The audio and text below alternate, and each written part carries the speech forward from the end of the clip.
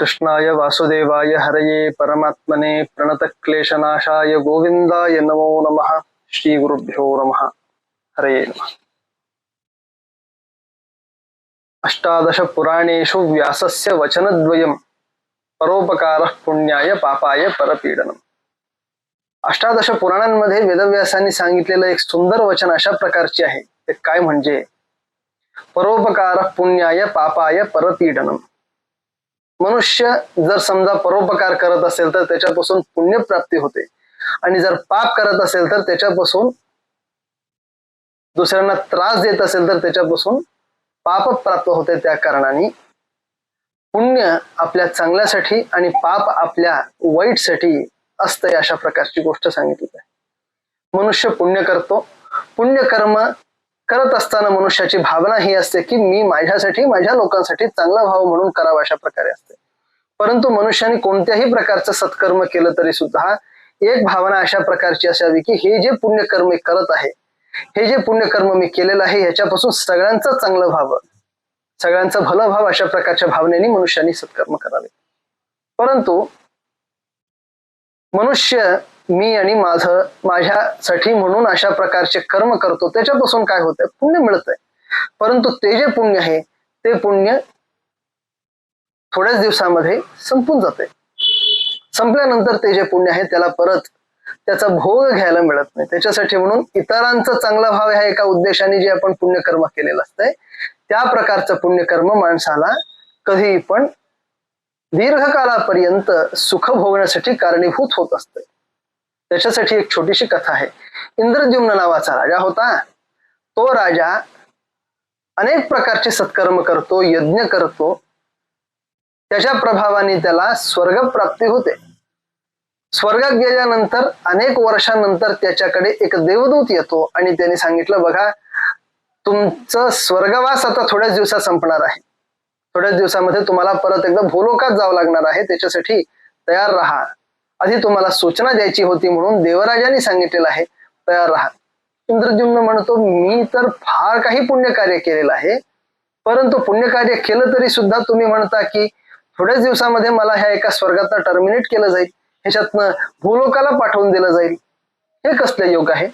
मला काही योग्य वाटत नाही। अशा प्रकारे ज्यावेळेस त्यांनी सांगितलं तर त्यावेळेस त्या देवदूतांनी सांगितलेली सुंदर असलेली गोष्ट, बघा तुम्ही पुण्यकार्य केलं तर स्वर्ग मिळतंय, परंतु स्वर्गामध्ये दीर्घकाळापर्यंत जर तुम्हाला टिकायचं असेल तर त्याच्यासाठी तुम्ही केलेल्या उपकाराचं स्मरण लोकांनी करावं, अशा प्रकारचं पुण्यकार्य तुम्ही करायला पाहिजे होतं। तुम्ही पुण्यकार्य केलेलं आहे, परंतु आज कोणीही भूलोकामध्ये तुम्ही केलेल्या पुण्यकार्याचे उपकार प्राप्त केलेले लोक नाही आहेत, उपकृत लोक फार नाही आहेत, त्याच्यासाठी कोणी तुमचं स्मरण करत नाही। त्या कारणाने तुम्हाला लवकरात लवकर तुमचं पुण्य संपणार आहे आणि तुम्हाला स्वर्गातनं भूलोकाला वापस पाठवून दिलं जाईल। जर तुम्हाला विश्वास होत नसेल तर तुम्ही एक काम करा, जाऊन भूलोकामध्ये बघून या, विचारून या 4 लोकांना। अशा प्रकारे सांगितलेलं असताना तो भूलोकात जातो। त्याच्याच राज्यामध्ये जाऊन 4 लोकांना विचारलं तर कोणी त्याला ओळखत नाहीत। जे लोक त्याच्याबरोबर यज्ञयाग केलेले आहेत त्या लोकांना जरी त्यांनी बोललं तरी सुद्धा ते लोक ह्याला ओळखत नसतात। ओळखत नाहीयेत हे बघितल्यानंतर त्याला फार त्रास वाटलं।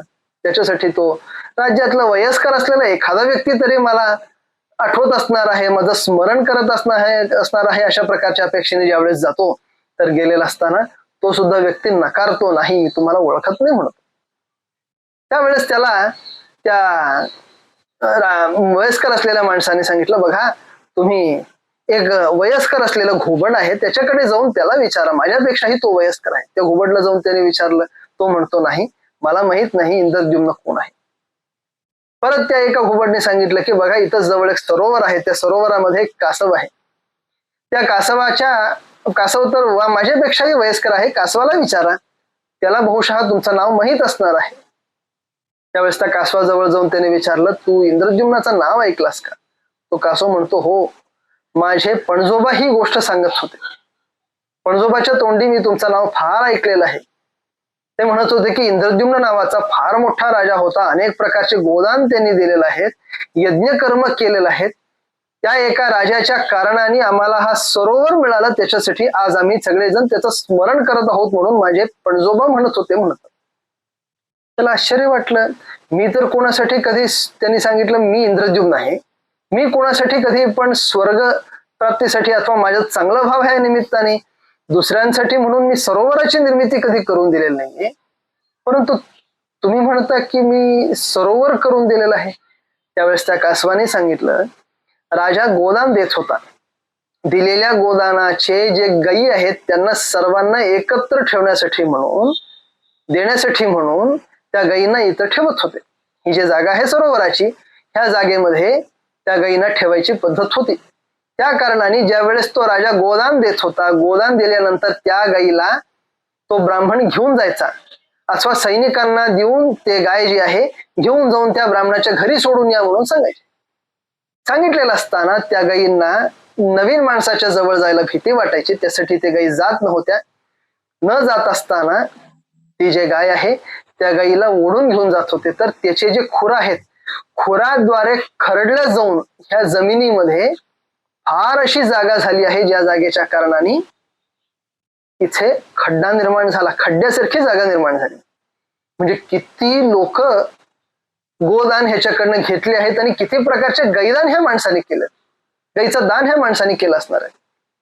तर तेवढे सगळे गायी घेऊन जात असताना त्याच्या खुरांच्या द्वारे खरडल्या गेल्यामुळे इथे खड्डा निर्माण झालेला आहे आणि त्या खड्ड्यामध्ये पाणी साठवून सरोवराची निर्मिती झाली आहे.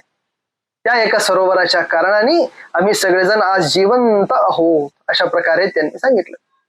एतन्मध्ये तो जो देवदूत होता तो येतो, महाराज मी सांगितलं होतं तुमचं स्मरण करणारा कोणी पण नाहीये म्हणून, परंतु आज आम्हाला कळलं की तुमचं स्मरण करणारे अनेक जलचर असलेले जीवराशी आज पण जिवंत आहेत, ते तुमच्या उपकाराचं स्मरण करत आहेत. त्याच्यासाठी तुमच्या स्वर्गातला राहण्याचा अवधी अजून संपलेला नाहीये, त्याच्यासाठी तुम्ही अवश्य स्वर्गाला येऊन राहू शकता, अशा प्रकारे त्यांनी सांगितलं.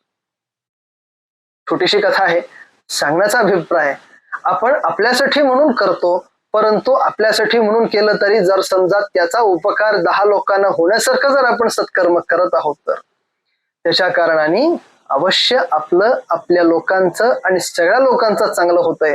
त्याच प्रकारे भगवंताच्या प्रीत्यर्थ, भगवंताच्या अनुग्रहाने सगळ्यांचं चांगलं व्हावं ह्या एका निमित्ताने आपण, तुम्ही सगळेजण अशाच प्रकारचे सत्कर्म करूया, भगवंताला संतुष्ट करूया, आपला उपकार 4 लोकांना होण्यासारखं करायचा प्रयत्न करूया. ह्याच प्रकारचे छोटे मोठे असलेले कथा ह्या एका चॅनलच्या द्वारे सांगितले जातील. त्या कारणाने आपण अवश्य ह्या एका चॅनलला सबस्क्राईब, शेअर आणि फॉलो करा, अशा प्रकारची गोष्ट सांगत आहे.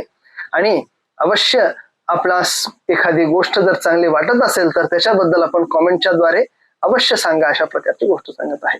हरे नमः. श्रीकृष्णार्पणमस्तु.